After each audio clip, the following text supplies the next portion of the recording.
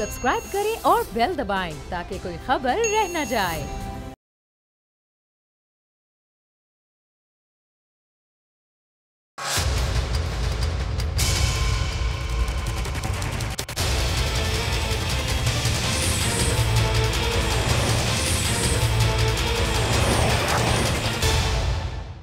अस्सलाम वालेकुम, आप देख रहे हैं प्रोग्राम बस बहुत हो गया। मैं हूं अरबाब जहांगीर। लाहौर हाई कोर्ट ने आज ठीक 1 साल 8 महीने और 2 हफ्ते बाद मनी लॉन्ड्रिंग केस में मुस्लिम लीग नून के रहनुमा और पंजाब असेंबली में अपोजिशन लीडर हमजा शहबाज की जमानत मंजूर कर ली है। हमजा शहबाज को मनी लॉन्ड्रिंग और आमदन से जायद असासों के केस में 11 जून 2019 को गिरफ्तार किया गया था, जिसके बाद वो 84 रोज तक जिस्मानी रिमांड पर नैब की तहवील में भी रहे थे। हमजा शहबाज ने अपनी जमानत के लिए इससे पहले भी दरखास्त दी थी, मगर 11 फरवरी 2020 को लाहौर हाई कोर्ट ने हमजा शहबाज की जमानत बाद गिरफ्तारी की दरखास्त खारिज कर दी थी, जबकि 22 जनवरी 2021 को सुप्रीम कोर्ट ने भी दरखास्त वापस लेने की बुनियाद पर निपटा दी थी।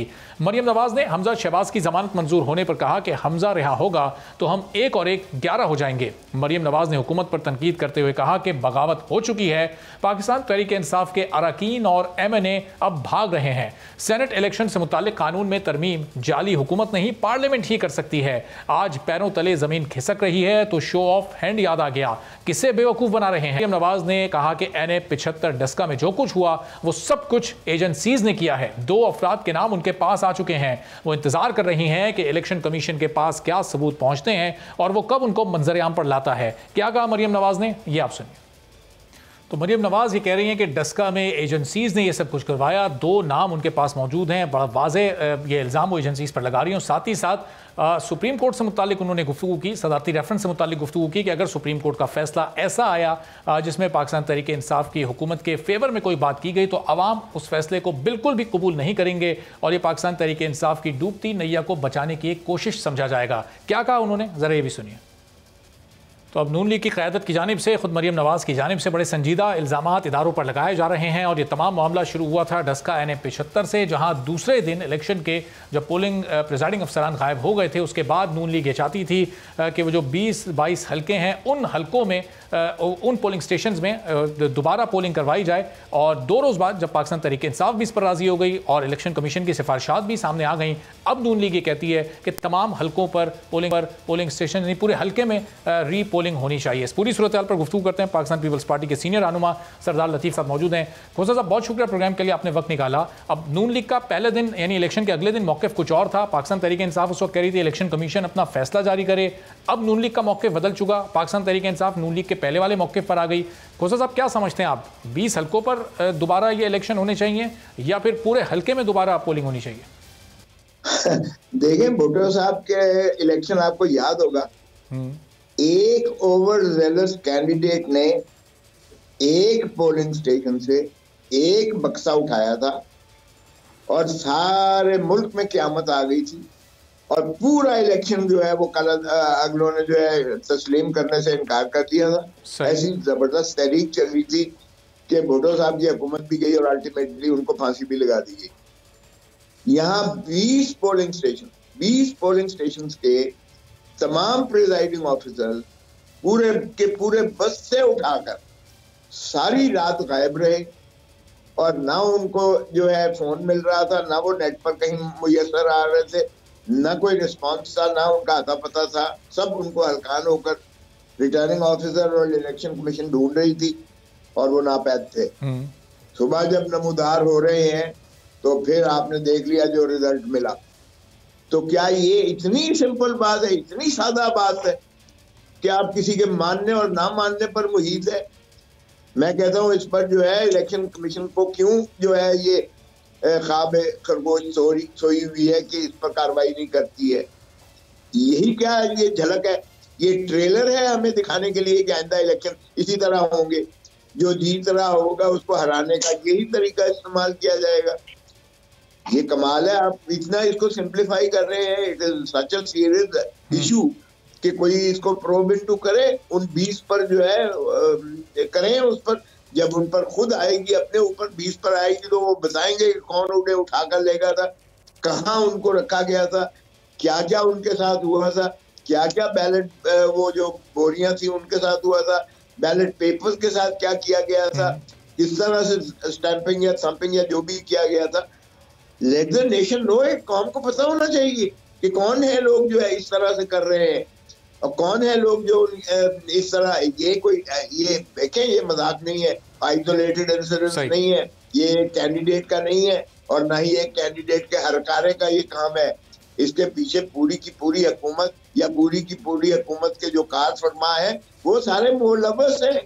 उन पर जो है खुदारा तहकीक कीजिएगा ताकि ये जो है ये खत्म होनी चाहिए। फ्रॉड की सिलसिला जो है इलेक्टोरल प्रोसेस में, जब तक ये खत्म नहीं होगा, ये क्या है कि पीटीआई मान गई है और होती है मानने वाली। जब भुट्टो साहब मान गए कि सारा इलेक्शन करवाते, क्या हुआ था तो आपको पता है, देखा है कौम ने क्या क्या हुआ था अगला तक। ये उनके मानने पर मुहित है, एक फ्रॉड हुआ है, एक जुर्म हुआ है, उस जुर्म की जो है, और फिर जिस तरह से गुजरांवाला में फायरिंग की गई है, फायरिंग करके जो है लोगों को घरों से जो है खौफ रखा गया, उनको आने नहीं दिया गया है।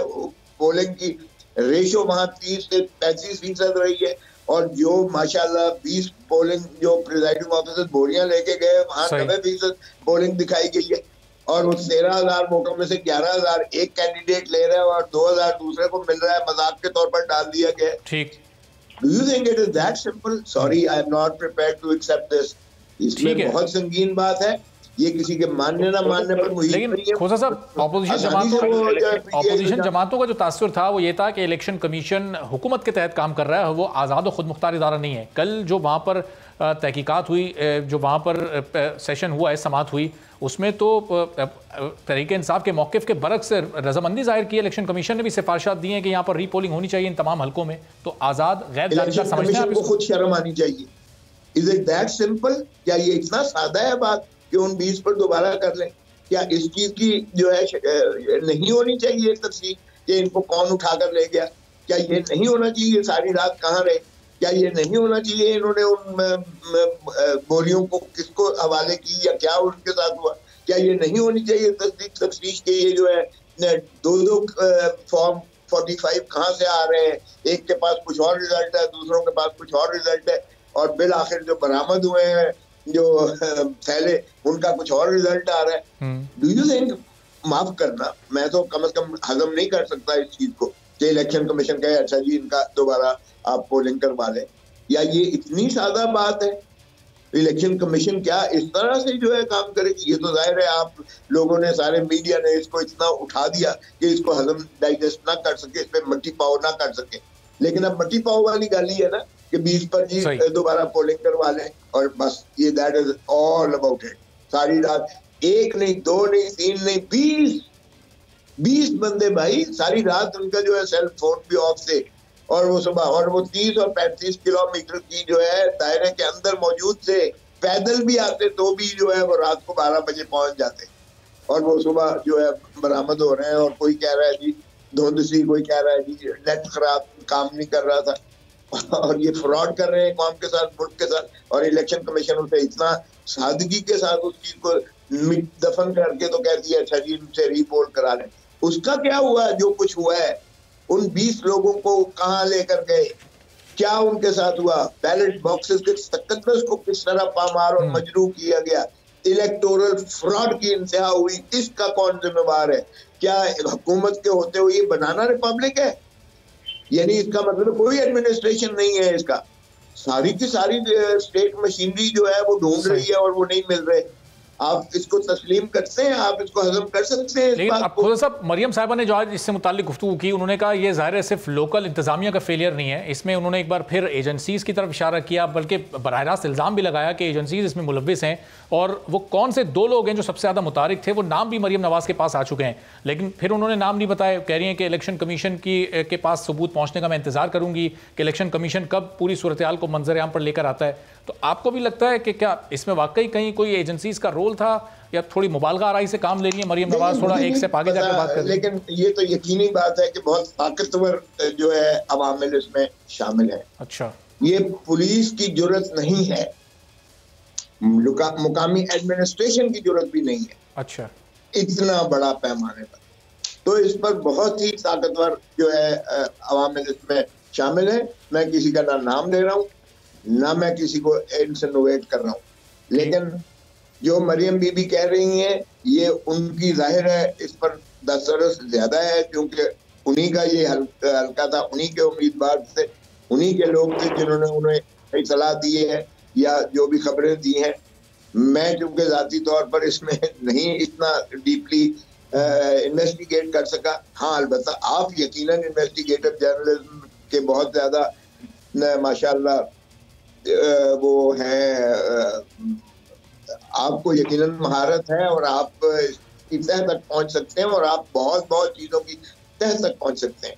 मैं तो सिर्फ अपनी जो है एक ओवरऑल जो इस मुल्क का निज़ाम है, क्योंकि मैं उस मुल्क के निज़ाम को बहुत अच्छी तरह समझता हूँ, मैं उसकी बुनियाद पर कह सकता हूँ कि कोई ताकतवर जो है इसमें इदारे शरीक थे, उसके बगैर ये नहीं होता। तो खो साहब, अगर ये जितने भी ज़िमनी इंतखाबात हुए मजमूई तौर पर अगर इसका हम जायज़ा लें, कुराम एजेंसी में हुकूमत हारी हुई सीट जीतने में कामयाब हो गई। पहले वो जमीयत उलमा इस्लाम के पास वो सीट थी, पाकिस्तान तहरीक इंसाफ ने जीत ली। वज़ीराबाद में भी बहुत माइनर से मार्जिन से हुकूमत हारी है। डस्का में भी नून लीग की लीड वो 20 पोलिंग स्टेशन को आप हटा दें तो बहुत कम थी। तो वोट बैंक तो उनका बड़ा है, जहां बहुत बड़े बड़े मार्जिन से आम इंतखाबात में हारे थे वहां कई कई हजार ज्यादा वोट लेने में कामयाब हुए हैं। देखिए, तो मैं मकबूलियत बड़ी इलेक्शन का इंचार्ज था, रानी शहीद बेनजीर भुट्टो ने मुझे बनाया हुआ था। अच्छा, मैंने जब ये उस वक्त एक बैनुल अक़वामी तौर पर अमेरिका, बरतानिया और यूएई जब जामिन बने थे कि फ्री एंड फेयर पोल होगा, और जब बीबी का जो जनरल मुशर्रफ साहब के साथ बातचीत हुई थी, जिसको एनआरओ भी कहा जाता है, व्हाटएवर यू कॉल इट, उस वक्त मैंने भी 600 सफ़ों की डोजियर तैयार की थी। काश अगर आपको कहीं नेट पर मिल जाए तो उस वक्त आर्नल्ड स्पेंसर एक कांग्रेसमैन आए हुए थे और टेड कैनेडी एक सेनेटर आए थे, और ये 27 दिसंबर 2007 की बात है जब जिस दिन बीबी शहीद हुई है। उस शाम को बीबी ने कहा कि कोसर साहब आपने डेमोन्स्ट्रेशन देनी है, आप डिनर पर हम होंगे, आप होंगे और वो ये 2 अमेरिकन जो डेलीगेट आया हुआ है वो देखने के लिए, और हमारे इतराज़ात पर कि क्या ये मुआहदे की तकमील हो रही है, उस पर अमल हो रहा है कि नहीं हो रहा है, क्या मुशर्रफ शफाफ इलेक्शन करवाने जा रहा है कि नहीं जा रहा है। तो मैंने वो प्री पोल रिगिंग एक सा चैप्टर, पोलिंग डे का रिगिंग था और पोस्ट पोल रिगिंग था। प्री पोल रिगिंग में जनरल परवेज मुशर्रफ ने हर हल्के में खुद कैंपेन करके और मैसिव फंड दिए थे PMLQ। अच्छा, पोलिंग डे की स्ट्रेटेजी ये थी कि 20,000 वोटों की पर्चियां, 100 की पर्चियां, 20,000 MNA को और MPs को जो है पर्चियां देनी थी। 20,000 से मुतजाविज जो जीतेगा वही जो है जीत सकता है, जबकि जो अपोजिशन वाले हैं वो 1 से शुरू होंगे और PMLQ का कैंडिडेट 20,000 से शुरू होगा, 20,000 एक। अगर फिर भी नतीजा मुस्बत नहीं आता, बकौल उनके मुस्बत नहीं आता, तो फिर मेगा कंप्यूटर इंस्टॉल किया गया था OGD कैंप पर, जिसने इलेक्शन कमीशन की वेबसाइट को जो है कनेक्टिविटी थी और हैक करके रिजल्ट बदल देना था। भाई क्या पूछते हो, हमारे मुल्क में क्या होता है, किस अंदाज से इलेक्शन को मैनिपुलेट किया जाता है, किस तरह से रिगिंग होती है, उसके पैटर्न जो है बदलते रहते हैं हर साल। और ये मैं हैरान हूँ कि इतनी बड़ी बात है। और क्या है PDM का सारा मंशूर, क्या है PDM का सारा मंशूर ये है कि हर इदारा अपनी अपनी हदूदों के यूथ में काम करे और तभी ये मुल्क आगे बढ़ेगा। तो खो साहब, ज़िमनी इंतखाब का जो ये ट्रेंड है, ये PDM इससे कितनी हौसला ले रही है? क्योंकि अब अगर 3 मार्च को सेनेट इंतखाबात में अब्दुल हफीज़ शेख साहब 172 वोट नहीं ले पाते तो फिर आपकी तहरीक खासी मौसर साबित हो सकती है। वज़ीर आज़म को एतमाद का वोट लेना पड़ेगा कौमी असम्बली से। देखिए, लिटमस टेस्ट है इस्लामाबाद का इलेक्शन। यूसुफ रजा गिलानी साहब अगर जीतते हैं तो 26 मार्च का जो वो होगा, लॉन्ग मार्च होगी, इतनी ताकतवर होगी, इतनी जबरदस्त होगी, क्योंकि लोगों को ये बावर हो जाएगा कि अब इनके पीछे वो कुव्वतें इमरान खान के पीछे नहीं है, या कम से कम उन पर तशद्दुद नहीं हो सकता, और इलेक्टेबल भी ये समझेंगे। खो साहब, ये गिलानी साहब का जीतना ही जरूरी है, या फिर अगर हफीज शेख साहब 172 वोट नहीं भी ले पाते, उस फिगर तक वो नहीं पहुंच पाते, तो भी आपकी तहरीक अदम एतमाद मौसर साबित हो सकती है, ऑपरेशनल हो सकती है? बड़ी सादा सी बात है कि अगर यूसुफ रजा गिलानी जीतता है, तहरीक भी चलेगी, इमरान भी जाएगा। तो खोसा साहब, जहांगीर तरीन साहब जो अचानक एक्टिव हो गए हैं, एकदम से मुतारिक हो गए और अब्दुल हफीज़ शेख साहब की हिमायत का वो ऐलान कर रहे हैं। 2018 में जो उनका किरदार था सबके सामने है, कैसे उन्होंने पाकिस्तान तहरीक इंसाफ की हुकूमत साजी में किरदार अदा किया था। तो इन सेनेट इलेक्शंस में वो कितना इम्पैक्ट क्रिएट कर सकते हैं और फिर गेलानी साहब को इससे कितना नुकसान हो सकता है, क्या समझते हैं आप? एटीएम उनका अगर पहले भी एटीएम थे, अगर एटीएम आ गया है तो फिर वो माशाल्लाह प्राइम मिनिस्टर साहब तो खुद कह रहे हैं, इमरान खान, ये लोग नोटों की बोरियां लेकर जो है इस्लामाबाद में मौजूद हैं और इसी तरह बाहर जो है हुंडी हवाला के जरिए दुबई में जो है मनी लॉन्ड्रिंग के जरिए पैसे भेजे जा रहे हैं और खरीदो फरोख्त का बाजार गर्म है। तो इमरान खान तो पहले ही से ये बावेला कर रहे हैं। तो पहले भी अगर आप देखिएगा तो जो ये इन्होंने आपकी कैसेट्स और वीडियोस दिखाई हैं वो भी कहाँ की दिखाई हैं, पेशावर की। हुकूमत किसकी थी? पीटीआई की। लेने वाला कौन सा? पीटीआई के मेंबर। देने वाला कौन सा? पीटीआई का। जगह किसकी थी? स्पीकर साहब की। और चीफ मिनिस्टर साहब जो है खट्टर साहब इन्वॉल्व थे। लेकिन तो माशाल्लाह ये तो इसको जानते ही हैं बड़ी।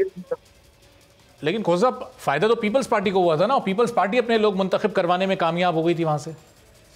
उम्मीदवार है जिसके पास अपना घर भी नहीं है, उसने क्या पैसे किसी को देने थे? फायदा छोड़ें, देखें। इसीलिए तो ये अब डर रहे हैं। अब भी यही होने जा रहा है। इल्जाम हमारे ऊपर थोपेंगे क्योंकि पहले ही बावेला कर रखा है। इनके अपने पीटीआई के एमएनए इनको वोट देने को तैयार नहीं है। और भाई शेख हफीज को क्यों देंगे वो? शेख हफीज का क्या ताल्लुक है पाकिस्तान से, या वो पीटीआई के वर्कर्स के साथ के एमएनए उसका दे? एमएनए कॉन्स्टिट्यूंसी पॉलिटिक्स वाले लोग हैं, ये अपना घर करेंगे। पीएमएलएन और पीपल्स पार्टी दो पार्टियां ही रहेंगी, आपको मैं यकीन दिलाता हूं अगला इलेक्शन। अच्छा। अभी से ये अपना घर करेंगे कि उनके साथ, और अभी से ये वादे लेंगे कि भाई हम आपको वोट भी देते हैं लेकिन आप हमें अगला इलेक्शन देंगे, या आप अगले इलेक्शन में हमें सपोर्ट करेंगे, या हमें टिकट देंगे, या हमें अपनी पार्टी में शामिल करेंगे। अभी से ही ये टूट शुरू हो चुकी है। और ये इल्जाम हमारे ऊपर ये इसलिए दे रहा है क्योंकि ये खुद एटीएम लाकर खरीदने की कोशिश कर रहे हैं इमरान खान साहब, और खरीदो फरोख्त अब नहीं हो पाएगी।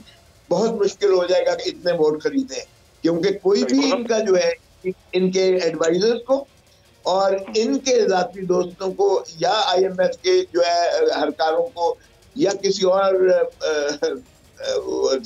मुंसलिक लोगों को वोट देने को तैयार नहीं है। तो पॉलिटिकल जब आप खोसा साहब, आखिर में जाते जाते वो पनामा केस जब चल रहा था उस वक्त आप ब्रॉडशीट एलएलसी के वकील भी थे, आज से 4 साल पहले की वो बात है। अब जस्टिस अजमत सईद शेख साहब की तहकीकात जो चल रही हैं, एक रुकनी कमीशन है, हुकूमत क्या हासिल कर सकती है इससे? क्या हासिल होगा हुकूमत को इस तहकीकात से? क्या निकल सकेगा? देखिए, क्रेडिबिलिटी पहले दिन से ही शेख अजमत सईद साहब की मुतनाज़ा हो चुकी।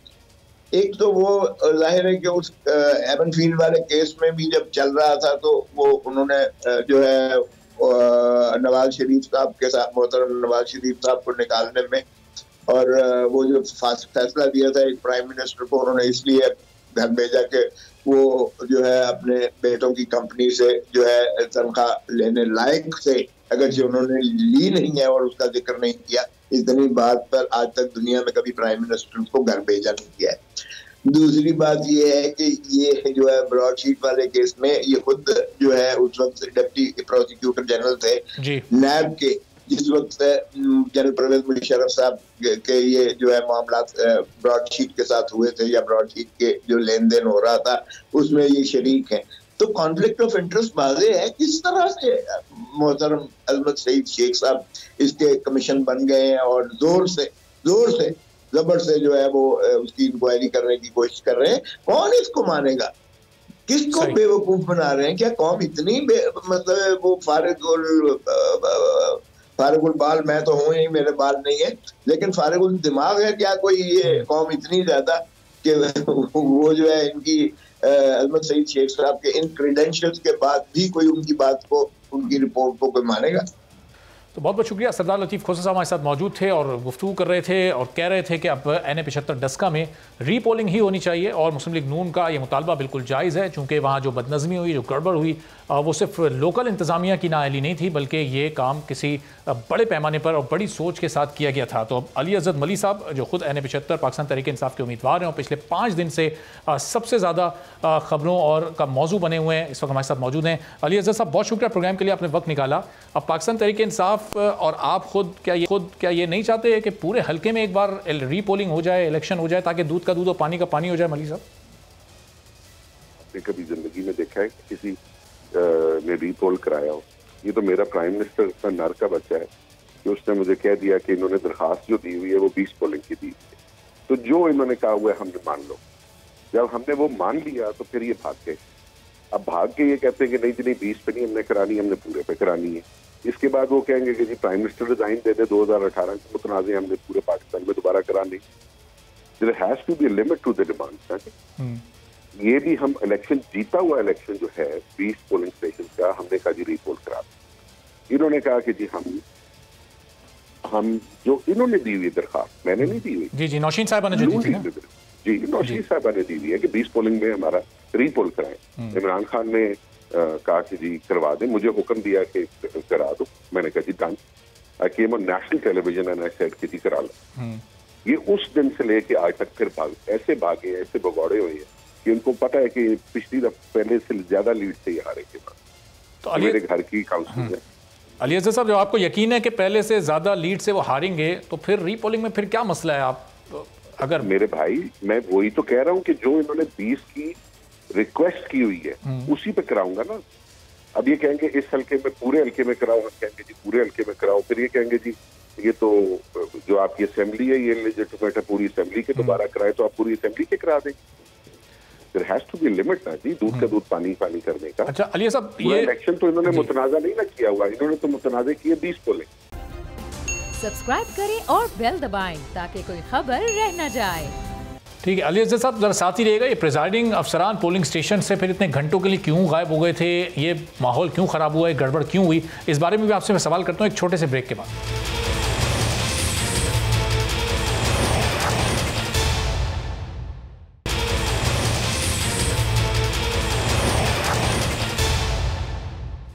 प्रोग्राम में एक बार फिर आपको खुशामदीद कहते हैं। NA-75 डस्का से पाकिस्तान तहरीक इंसाफ के उम्मीदवार अली अज़द मली साहब हमारे साथ मौजूद हैं। तो अली अज़द साहब, ब्रेक से पहले सवाल मैं आपके सामने रख रहा था कि इलेक्शन वाले दिन फिर ये रात में प्रिजाइडिंग अफसरान कहाँ गायब हो गए थे? ये क्या गड़बड़ हुई? ये माहौल क्यों इतना ख़राब हुआ? घंटों तक उनसे कोई रब्ता नहीं हो पा रहा था। ये सूरत हाल क्यों पैदा हुई? कोई गड़बड़ नहीं हुई। अच्छा, ये सब ड्रामा किया आपके वो लतीफ़ खोसा साहब आके यहाँ पे दे गए, उनसे पूछे जी उनको वही आई है, उनको कोई इल्हाम आया कि वहाँ पे ये हुआ? उन्होंने सिर्फ ऊपर देखा, कोई कोर्ट की प्रोसीडिंग्स देखें, कोई डॉक्यूमेंट्स देखे। वहां पे प्रिजाइडिंग अफसर हमारे सामने, मेरे और तमाम नून लीग की टीम के सामने और TLP के भी जो कैंडिडेट थे उनके सामने एक एक करके आए। अच्छा, ठीक है। उन्होंने आके फॉर्म 45 वहां पे जमा कराए। सही। ये जहां से आ रहे थे, ये हमारी हल्के का फादर सबसे दूर तरीन जो पोलिंग है वो है। इतनी धुंध थी कि आप अपना हाथ भी नहीं देख सकते थे। अच्छा, ये नॉर्मल रूटीन में अगले दिन आते होते हैं। There are 342 members in your National Assembly, I think if I'm not wrong. किसी एक से पूछ लें कि ये नॉर्मल रूटीन का मामला नहीं है कि अगले दिन तक फॉर्म 45 जा रहे होते। हम सेंट्रल पंजाब में बैठे हैं, आप सदर्न पंजाब में चले जाएं तो डेढ़ दिन बाद। लेकिन अली साहब, सिंध में चले जाएं अगर तो 2 दिन कोई गड़बड़ नहीं हुई, सब कुछ ठीक रहा, तो कल फिर इलेक्शन कमीशन ने भी क्यों ये सिफारिशात जारी की कि ये रीपोलिंग होनी चाहिए 20 पोलिंग स्टेशन में? जी। एक तो इलेक्शन कमीशन ने जी सिफारिशात अभी जारी नहीं। इलेक्शन कमीशन सिफारिश नहीं करता, वो हुक्म करता है। ये RO ने अपनी सिफारिशात दी। अच्छा, ठीक है। RO साहब बुरी तरह फंस गए। RO साहब ने जो रात 3 बजे वहां पे कॉल चलाई थी चीफ इलेक्शन कमिश्नर को, उसमें उन्होंने कहा था जी मेरी तो जान को खतरा है यहाँ। ठीक है ना जी।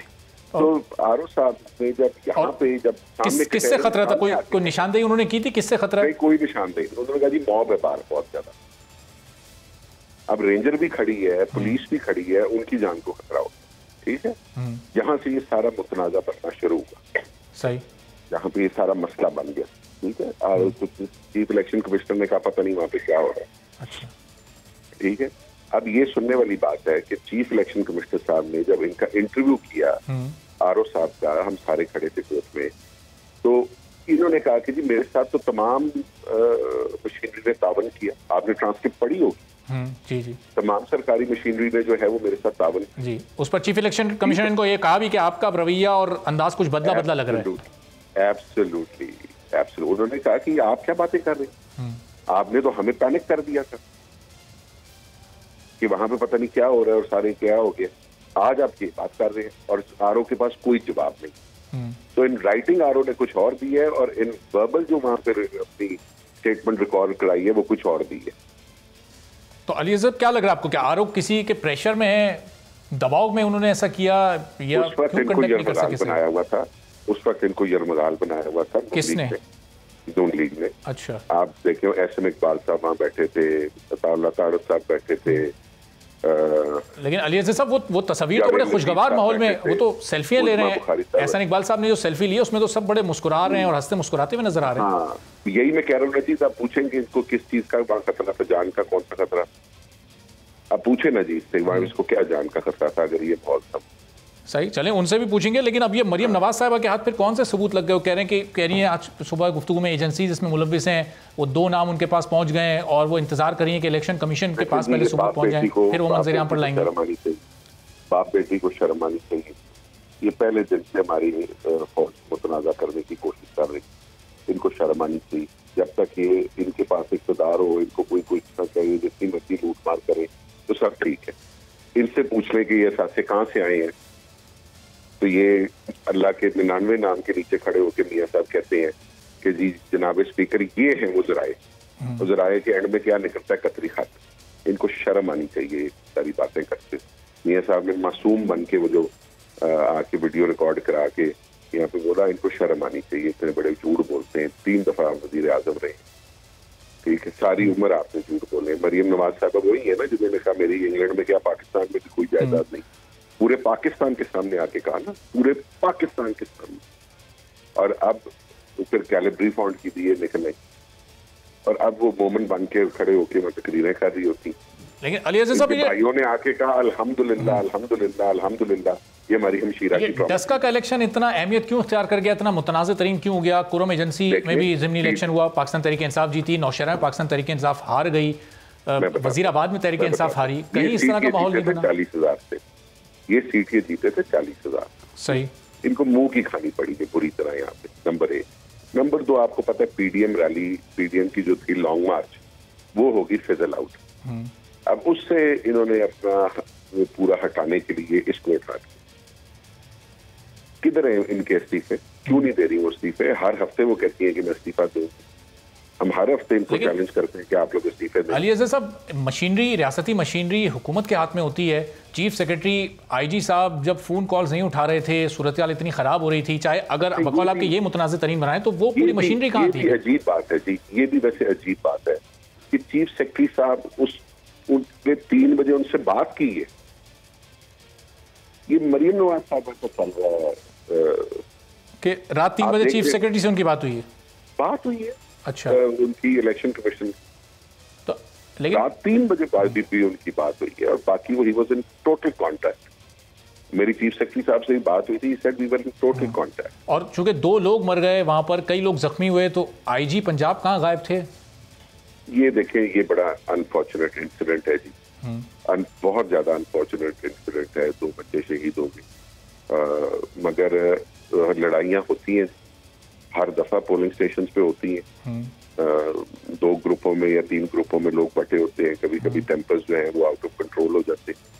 इस दफा मरियम नवाज साहब डस्का आई, उन्होंने तकरीर की, उन्होंने कहा ये इलेक्शन नहीं है, ऐलान जंग। उससे 1 हफ्ता पहले शाहिद खान अब्बासी साहब ने कहा कि जी अब हम वोट जो है वो असले के जोर पे लेंगे, अपने वोटों का हक हम असले के जोर पे लेंगे। तो अली साहब, इन बयानात के बाद तो सिक्योरिटी और सख्त होनी चाहिए थी, फिर तो आईजी साहब को, पूरी पुलिस फोर्स को मुतहरिक हो जाना चाहिए था। सिक्योरिटी थी जी, ये देखे ना 360 पोलिंग स्टेशन, 4-5 पे लड़ाई हुई। चलें, बहुत बहुत शुक्रिया। अली अज़हर मली साहब यानी 75 डस्का से मेरे साथ मौजूद थे और बता रहे थे कि कोई गड़बड़ पूरे इन 5 दिनों में नहीं हुई और सिर्फ नून लीग इल्ज़ाम लगा रही है। अब नौशीन इफ्तिखार साहबा जो नून लीग की जानिब से यहाँ उम्मीदवार थी, हमारे साथ मौजूद हैं। नौशीन साहब बहुत शुक्रिया प्रोग्राम के लिए आपने वक्त निकाला। अली अजहर साहब तो कह रहे हैं चूंकि आपकी वो एप्लीकेशन थी 20 हल्कों पर आप रीपोलिंग चाहती थी तो वो तैयार हैं, अब पूरे हल्के की बात फिर आप लोग क्यों कर रहे हैं बाद में? मेरे ख्याल से इनको तो एक बार बार समझाने का फायदा नहीं है। अब ईसीपी को हमने अपनी जो रिजर्वेशन थी, अपनी एविडेंस पे हमारी जो भी हमें थी इश्यूज, हमने वो आज अपनी सबमिशन करा दी है, ठीक है। और आज इनको भी टाइम था, आई डोंट नो कि इन्होंने अपने एविडेंस कहाँ पे सबमिट कराए हैं नहीं कराए हैं। देखें, हमने जो एप्लीकेशन दी हम उनके अकॉर्डिंग अपना एक स्टैंड लेके चल रहे हैं, वोट को इज्जत दो के नारे का। आप लोगों ने वो वीडियोस देखी हैं जहाँ पे लोग क्यूज में थे, फायरिंग नहीं की गई है, वहाँ पे लोगों को नहीं मारा गया है, लोगों को वोट कास्ट करने से रोका गया है। मैं अब यही कहती आई हूँ कि पीटीआई और पीएमएलएन को एक साइड पे रखा जाए, लोगों को उनका जमहूरी और आईनी हक जो कि वोट कास्ट का है वो मिलना चाहिए। क्या ये अली अजहर साहब कह रहे हैं कि ये सिर्फ 4-5 पोलिंग स्टेशन पर ये गड़बड़ हुई है, सिर्फ वहां पर हालात खराब हुए हैं, बकिया पोलिंग स्टेशन वो मान गए कि 4-5 पोलिंग स्टेशन पे ये हुई है, वो आहिस्ता आहिस्ता सब कुछ मान जाएंगे, ठीक है, क्योंकि उनको पता है कि हुई है। अगर इफ ही इज एक्सेप्टिंग तो इससे बेहतर क्या था, वो मजीद इसको मानेंगे because we have evidences, we are coming up with the proof अल्हम्दुलिल्लाह। अच्छा, ये इलेक्शन वाले रोज रात 3 बजे मरियम नवाज साहब की चीफ सेक्रेटरी साहब से बात हुई थी कोई? अभी अली अजहर साहब ने बताया कि उनकी बातचीत हुई थी उस दिन, क्या बात हुई थी? अली अजहर, अब मैं बताऊं आपको, देखें ये खाली आपने अभी देखी है फिरदौस साहबा की एक वीडियो, अभी जो एक मंजर यहाँ पर आई है, आपने देखा है ना? प्लानिंग करते हैं ये लोग, झूठ बोलते हैं ये लोग, ठीक है, प्रेशराइज कर रहे थे लोगों को ये लोग, आरओ ने, डीआरओ ने, एससी ने अपनी स्टेटमेंट जिस तरह चेंज कर रहे हैं या चेंज कराने की कोशिश की जाती है।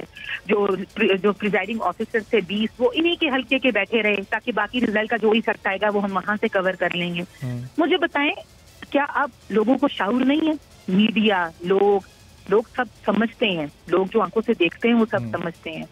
अपनी कारकर्दगी नील, अपने लिए कोई इनके पास प्रूफ देने के लिए नील, हर चीज तो इनके पास अवेलेबल भी नहीं है, सिवाय ये लोग एक कॉन्फिडेंट थे कि हम इक्तदारी हुकूमती पार्टी हैं तो हम जो चाहेंगे वो होगा। नौशीन साहब, जो 20 पोलिंग स्टेशन जो थे जो कंट्रोवर्शियल हो गए, वो इनके अपनी यूनियन काउंसिल के, इनके अपने गाँव के हैं और ये वहाँ भारी लीड के साथ जीत सकते हैं, इसलिए आप लोग ये चाह रहे हैं कि पूरे तमाम पोलिंग स्टेशन पर ये? देखिए, मैं आपको बताती हूँ, मेरा ख्याल है ये इनका बड़ा प्री प्लान था।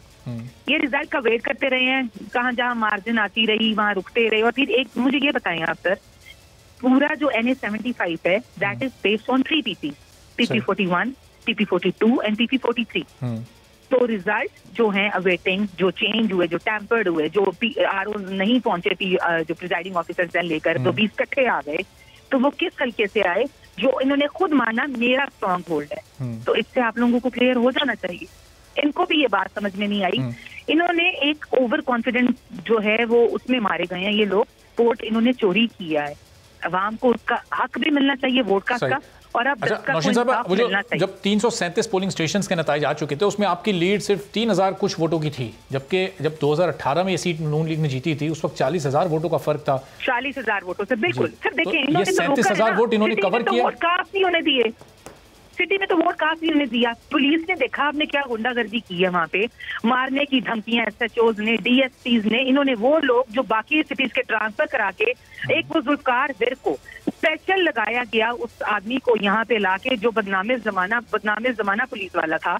हमें पूरी कैंपेन में भी उसने डिस्टर्ब किया और उस दिन उसको वहाँ पे सिक्योरिटी इंचार्ज बना के लगाया गया।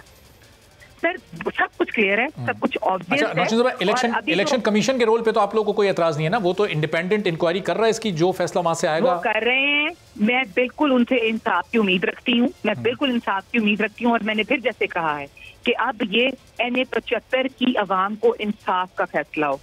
उनके वोट का जो एक वोट उनको डालने से रोका गया, ये उसका भी फैसला होगा।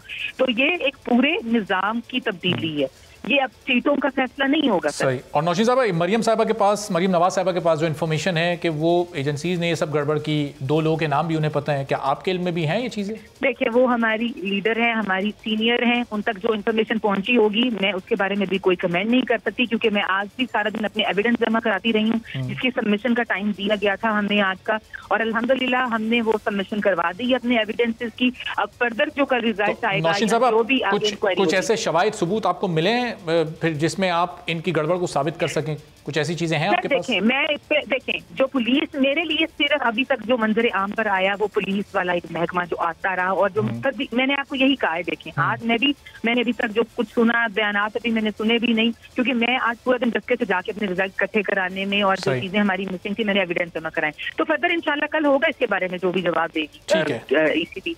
चलें, बहुत बहुत शुक्रिया। नौशीन इफ्तिखार साहिबा डस्का N75 से मुस्लिम लीग नून मौजूद थी और कह रही थी इलेक्शन कमीशन जो भी फैसला करेगा वो इनके लिए काबिल कबूल होगा, और इलेक्शन कमीशन की इंक्वायरी इस वक्त बेहतर अंदाज से चल रही है। एक ब्रेक लेते हैं और ब्रेक के बाद 2 अहम बिल कौमी असम्बली से पास हुए हैं, उनसे मुताल्लिक कुछ गुफ्तगू होगी इस ब्रेक के बाद।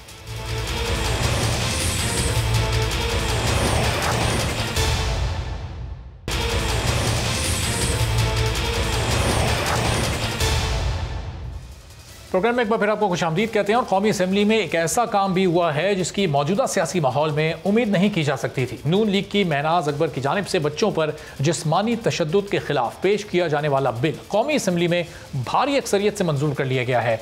इस बिल के तहत बच्चों पर तशद्दुद करना काबिल सजा जुर्म होगा। बिल के मुताबिक बच्चों पर तमाम किस्म के तालीमी इदारों और काम करने वाली जगहों पर तशद्दुद करने पर पाबंदी होगी। बच्चों को थप्पड़ मारना, चाबुक, छड़ी, जूते, लकड़ी या चमचे से पिटाई करना तशद्दुद कहलाएगा।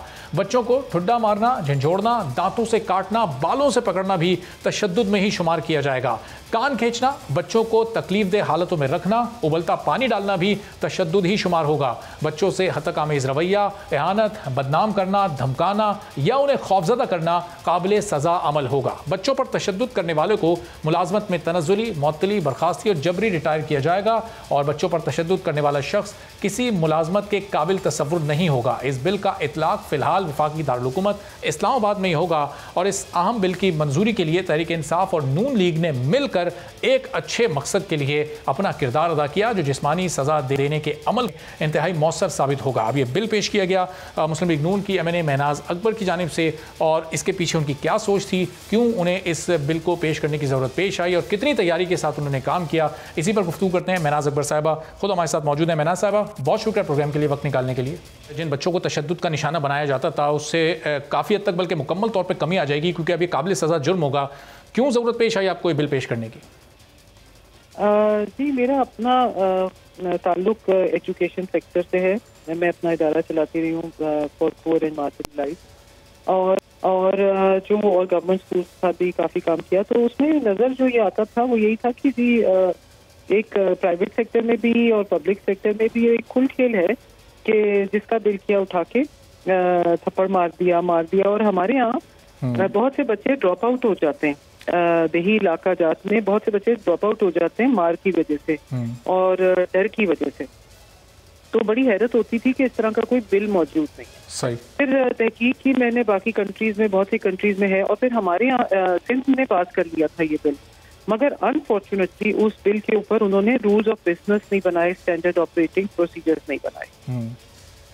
तो मैना साहब, बड़ी अच्छी बात है कि कौमी असम्बली में कुछ ऐसे लोग भी हैं जो इस तरह की कंस्ट्रक्टिव कानून साजी की सोच भी रखते हैं, इस तरह के बिल्स भी ला रहे हैं। लेकिन इस बिल का इतलाक सिर्फ इस्लामाबाद में क्यों, दीगर सूबों के लिए पूरे मुल्क में इसका इतलाक? 18वीं तरमीम के बाद नेशनल असम्बली का जो परव्यू है, जो इसकी जुरिस्डिक्शन है, वो सिर्फ कैपिटल टेरिटरी है अगर कोई बिल लाया जाता है।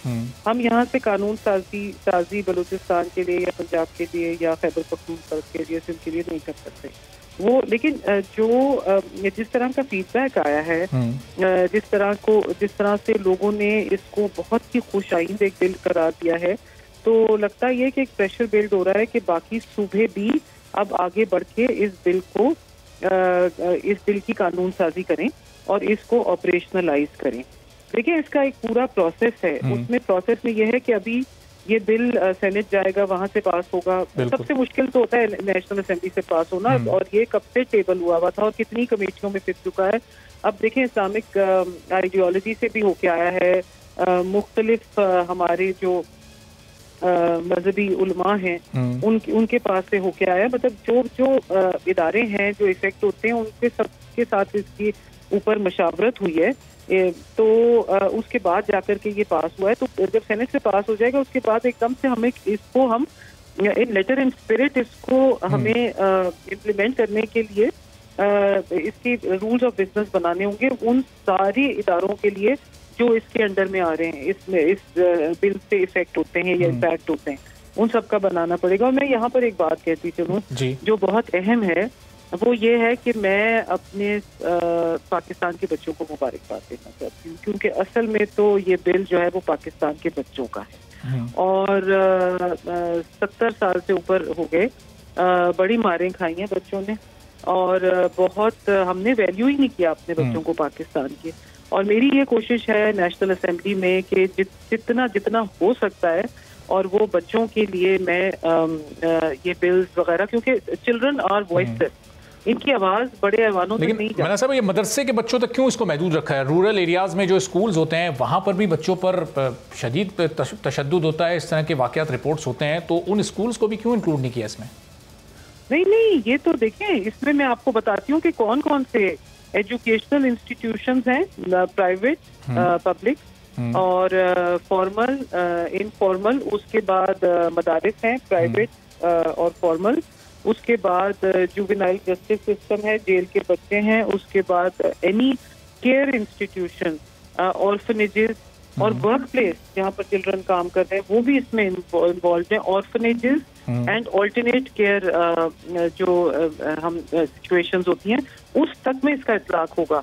ये सिर्फ मदरसों की बात तो नहीं हो रही, मैं तो सिर्फ बात कर रही हूँ कि हमारे मदारिस ने भी एग्री किया है इस बिल के लिए। और एजुकेशन मिनिस्ट्री ने जी भी एग्री किया। अपने कुलीग्स को आपने, जो पंजाब असेंबली में आपके कुलीग्स हैं, MPAs हैं, फिर पंजाब असेंबली में बिल मुस्लिम लीग नून की तरफ से कब आ रहा है? क्योंकि ज़ाहिर है पंजाब में आएगा तो वहाँ पर इस्लामाबाद तो सिर्फ एक 26-27 किलोमीटर की टेरिटरी है, पंजाब में आएगा तो फिर ये सही इसका इम्पैक्ट क्रिएट होगा। देखिए, ये जो कल बिल पास हुआ है, ये हिस्टोरिक एक तो बिल है, क्योंकि 2-3 दफ़ा पहले टेबल हो चुका है और ये ऐवानों में घूम चुका है। मतलब ये जो मैं सुन रही हूँ कि पिछले 15 साल में एक दफ़ा हुआ, उससे पहले एक दफ़ा हुआ। अच्छा, उसके बाद ये है कि कल इसकी जो वेलकम किया गया इस बिल को, वो मेरे लिए बड़ा हैरान कुन था। और ख़ास तौर पे जो हमारे मीडिया के साथी हैं और हमारे बाकी जो लोग हैं, उन्होंने बहुत अच्छे तरीके से वेलकम किया और मिल के पास हुआ ये बिल। ये अकेला मेरा बिल नहीं है। देखिए, ये ऐवान में सबको एग्री करना पड़ता है। जो ट्रेजरी बेंचेस हैं, जो हमारे बाकी ऑपोजिशन के पार्टीज हैं, सबको एग्री करना पड़ता है, तो तभी जाके वो बिल अप्रूव होता है। तो हमेशा मैं ये कह रही हूँ इस बिल के पास होने के बाद कि it takes village to pass the bill, कि एक इंसान नहीं कर सकता, क्योंकि बहुत अर्सा 2 साल लगे जब से मैंने टेबल किया था, उस वक्त से लेके अब तक करने में। इसमें जस्टिस अतहर मिनल्ला का बहुत हाथ है। कल शीरीन मजारी ने इस बिल को सपोर्ट किया, शहजाद रॉय ने इस बिल को बहुत सपोर्ट, इनेबलिंग एनवायरनमेंट बनाई इस बिल के लिए। और अभी आप देखें तो वो भी सोशल मीडिया वगैरह पे, तो वो चीजें जो है ना, वो एक मूवमेंट सी बन रही है पूरे पाकिस्तान में। और ये अब सवालिया निशान हो रहा है बाकी सूबों के ऊपर कि आपने ये अभी तक क्यों नहीं किया, आप कब ये लेके आ रहे हैं। तो एक प्रेशर बिल्ड हो रहा है इवन सिंस पे कि भाई आप रूल्स ऑफ बिजनेस कब, आप इसने बिल तो पास कर लिया मगर आपने इसको इम्प्लीमेंट नहीं किया। बहुत बहुत शुक्रिया। महनाज अकबर साहब हमारे साथ मौजूद थी, जिनकी जानिब से ये बिल कौमी असम्बली में पेश किया गया, जिसको मुश्तरका तौर पर मंजूर भी कर लिया गया और अब बच्चों पर तशद्दुद करना एक काबिल सज़ा जुर्म तस्वुर किया जाएगा। मुफ्ती ज़ुबैर साहब किसी तारुफ के मोहताज नहीं, हमारे साथ इस वक्त मौजूद हैं। मुफ्ती साहब, बहुत शुक्रिया, आपने प्रोग्राम के लिए वक्त निकाला। महनाज अकबर साहिबा की जानिब से, जिनका ताल्लुक नून लीग से है, ये बिल पेश किया गया, बच्चों पर तशद्दुद नहीं होना चाहिए, तालीमी इदारों में ख्वाह मदरसे हों, स्कूल हों, काम करने की जगह हो। मुफ्ती साहब, क्या इरशाद कीजिएगा इस पर? बिस्मिल्लाहिर्रहमानिर्रहीम, नहमदुहु व नुसल्ली अला रसूलिल करीम, अम्मा बाद। मैं ये समझता हूँ कि बहुत ही मुस्तहसन पेशरफ्त है और बहुत अच्छा काम किया गया, बहुत पहले हो जाना चाहिए था और इसे सिर्फ इस्लामाबाद तक महदूद नहीं रहना चाहिए। हम खालिसतन कुरान और सुन्नत और शरीयत के नुक्ता नज़र से भी देखें तो वाज़े तौर पर एक नहीं मुतअद्दिद हदीसों के अंदर आप सल्लल्लाहु अलैहि वसल्लम की तरफ से असातिज़ा को बच्चों को मारने से बाकायदा रोकने की ताकीदी अहादीस मौजूद हैं। अबू दाऊद के अंदर हज़रत अबू हुरैरा रज़ियल्लाहु तआला अन्हु की रिवायत मौजूद है, इज़ा ज़रबा अहदुकुम फल्यत्तक़िल वज्ह। इस रिवायत में कहा जा रहा है चेहरे पे मत मारो। एक टीचर और एक उस्ताद से हज़रत मिर्दास रज़ियल्लाहु तआला अन्हु, उनको आप सल्लल्लाहु अलैहि वसल्लम ने तो यहाँ तक फरमाया कि 3 हल्की थप्पड़ से ज़्यादा मत मारो। और फिर अगला जुमला बड़ा अजीब है, इरशाद फरमाया अगर तुमने मारा तो फिर याद रख लेना इक़्तसल्लाहु मिनका, अल्लाह ताला क़िसास और बदला लेगा तुमसे। गोया कि आप सल्लल्लाहु अलैहि वसल्लम ने इतनी सख्त ताकीद फरमाई है। शरई हुक्म भी ये है कि बच्चों को मारना, तशद्दुद करना, डंडा मारना या इस तरीके से हाथ से ज़र्ब और तशद्दुद करना कि जिससे उसे निशान पड़ जाए या वो तशद्दुद के अंसर के अंदर शामिल हो, बिल्कुल नाजायज़ है, हराम है। शरअन इसकी कोई हैसियत नहीं और शरअन इसकी हरगिज़ इजाज़त नहीं है। और चाहे ये काम मदारिस के अंदर हो तो गलत है, स्कूलों, कॉलेजों, यूनिवर्सिटियों में हो तो गलत है। और मैं ये समझता हूँ कि ये सिर्फ किसी एक स्पेसिफिक इदारे का मामला नहीं है, बल्कि ये तमाम तालीमी इदारों का मामला है। बाज़ औक़ात इसको बाज़ कंट्रोवर्सी पैदा की जाती है, मदरसों के अंदर ये होता है। तो मैं अर्ज़ करना चाहता हूँ मदारिस में बहुत जिद्दत आ चुकी है। आज मैं अपने जामिया सुफ़ा के बारे में आपको बता दूं, 5,500 स्टूडेंट्स यहाँ पढ़ते हैं। क्लास में मिसवाक रखने की भी इजाजत नहीं है और बाकायदा हमने असातिज़ा और टीचर से ये कह दिया है, रेंजर या पुलिस या वालिदैन शिकायत लेकर के आए तो हम हर चीज के अंदर टीचर के साथ खड़े हैं, मगर पिटाई और तशद्दुद के मामले में हम टीचर के साथ, उस्ताद के साथ नहीं खड़े। हम वालिदैन के साथ खड़े हैं, रियासत के साथ खड़े हैं, हुकूमत के साथ खड़े हैं, इंतजामिया और पुलिस के साथ खड़े हैं। इसकी कोई इजाजत नहीं होनी चाहिए। ये पेशरफ बहुत मुस्तहसन है, काबिल तहसीन है और पूरे मुल्क में इसको नाफिजुल अमल होना चाहिए। और मुफ्ती साहब, एक और काबिल तहसीन अमल भी कल ये हुआ कि अब जो कर्जे लेते थे उस पर जो सूद दिया जाता था, अब कम से कम वफाकी दारुल हुकूमत की हद तक इस पर ममानियत होगी, सूद पर मबनी कोई कारोबार नहीं होगा। ये बिल भी कौमी असम्बली में पेश हुआ। तो ये भी सिर्फ अभी फ़िलहाल इस्लामाबाद तक ही महदूद है, इसका भी इतलाक़ पूरे मुल्क में होना चाहिए ताकि सूद से पाक के माशरा फल फूल सके। बिल्कुल ज़रूरी है। और जब ख़ास तौर पर हम रियासत मदीना की बात करते हैं तो पहला काम ही यही करना चाहिए। और मैं आपसे अर्ज़ करूं कि यहाँ पाकिस्तान के अंदर दो किस्म के सूद, एक तो वो जो रियासती या हुकूमती या बैंकों की सतह पर है, और दूसरा कई देहातों के अंदर भी लोगों ने कारोबार के अंदर इस तरीके से शिकंजे के अंदर आवाम को जकड़ के रखा है कि मैं और आप उसका तसव्वुर नहीं कर सकते। खुदकशियाँ हो रही हैं, बेरोज़गारियाँ आम हो रही हैं, लोगों के घरों में झगड़े हो रहे हैं, फसादात हो रहे हैं और सूद के। और आपको मालूम है खुद कुरान करीम में अल्लाह ने क्या फरमाया, सूदी मामला करोगे खुदा और उसके रसूल के साथ ऐलान जंग है। जिस रियासत और स्टेट और इस्लामी ममलकत की दावेदार हुकूमत के अंदर अगर ये काम हो रहा होगा, किसी भी मुल्क के अंदर ये हो रहा होगा, खुदा की ज़ात और आसमान से रहमत के फैसले सकते हैं। मैं ये समझता हूँ कि इसको अमली तौर पर भी नाफिज होना चाहिए। हमने बहुत अरसे से इस तरह की करारदादें या इस तरह के बिल सुने हैं और बार बार सुने, लेकिन खुदारा पूरे मुल्क को सूद की लानत से पाक किया जाए, हुकूमती सतह पर भी, बैंकिंग की सतह पर भी और अवामी सतह पर भी। सही, बहुत बहुत शुक्रिया। मुफ्ती ज़ुबैर साहब हमारे साथ मौजूद थे और कह रहे थे कि सूद की लानत से इस माशरे को पाक और इस माशरे को तासुब की लानत से भी पाक होना चाहिए। चेयरमैन पैमरा सलीम बेग साहब इस वक्त बोल के साथ मुतासबाना रवैये को जारी रखे हुए हैं और चीफ जस्टिस ऑफ पाकिस्तान और वज़ीर आज़म पाकिस्तान से हमारी एक गुजारिश है कि चेयरमैन पैमरा के इन मुतासबाना इक़दामात के ख़िलाफ़ कोई नोटिस लें और बोल को इंसाफ फराहम करें। इजाज़त दीजिए, अल्लाह।